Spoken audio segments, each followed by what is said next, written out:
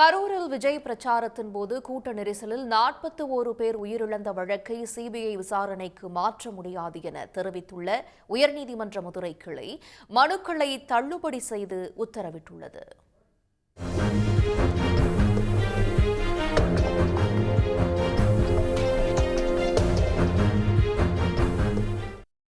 கரூரில் கடந்த 27ஆம் தேதி விஜயின் தேர்தல் பிரச்சாரத்தில் ஏற்பட்ட கூட்ட நெரிசலில் சிக்கி 41 பேர் உயிரிழந்தனர்.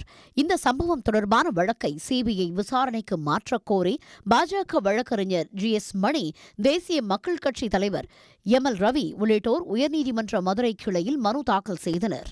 சிபிஐ விசாரணைக்கு மாற்றக் கோரும் 3 மனுக்களும் நீதிபதிகள் தண்டபாணி, ஜோதிராமன் ஆகியோர் அடங்கிய அமர்வு முன்பு விசாரணைக்கு வந்தது.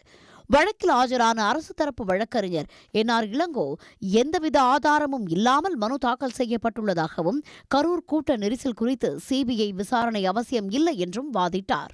இதையடுத்து சிபிஐ விசாரணைக்கு உத்தரவிட முடியாது என மறுப்பு தெரிவித்த நீதிபதிகள் சிபிஐ விசாரணை கோரிய 3 மனுக்களையும் தள்ளுபடி செய்தனர். இதனைத் தொடர்ந்து விதிமுறைகளை வகுக்கும் வரை தவேக தலைவர் விஜய் தொடர்ந்து பரப்புரை செய்வதற்கு தடை விதிக்கக் கோரிய மனு, உயிரிழந்தவர்களுக்கு 50 லட்சம் இழப்பீடு, பரப்புரைகளுக்கு வழிகாட்டு நெறிமுறை உள்ளிட்ட 4 மனுக்களை அடுத்தடுத்து விசாரித்தனர். அவற்றில் அரசு பதில் மனு தாக்கல் செய்ய உத்தரவிட்டு விசாரணையை நீதிபதிகள் ஒத்திவைத்தனர். அப்போது பரப்புரைகளுக்கு வழிகாட்டு நெறிமுறை கோரிய வழக்கில் மனு தாக்கல் செய்ததால் தவேகவினர் வீட்டிற்கு வந்து மிரட்டியதாக மனுதாரர் கதிரேசனின் வழக்கறிஞர் முறையிட்டார். அதுகுறித்து காவல்துறையில் புகார் அளிக்க நீதிபதிகள் அறிவுறுத்தினர். இதனிடையே கரூர் துயர சம்பவ வழக்கை சிபிஐக்கு மாற்றக் கோரிய பாஜக கவுன்சிலர் உமா ஆனந்தன் தாக்கல் செய்த மனுவை சென்னை உயர்நீதிமன்றம் தள்ளுபடி செய்துள்ளது. உடனுக்குடன் செய்திகளை தெரிந்து கொள்ள சன் நியூஸ் பெல் ஐகானை கிளிக் பண்ணுங்க.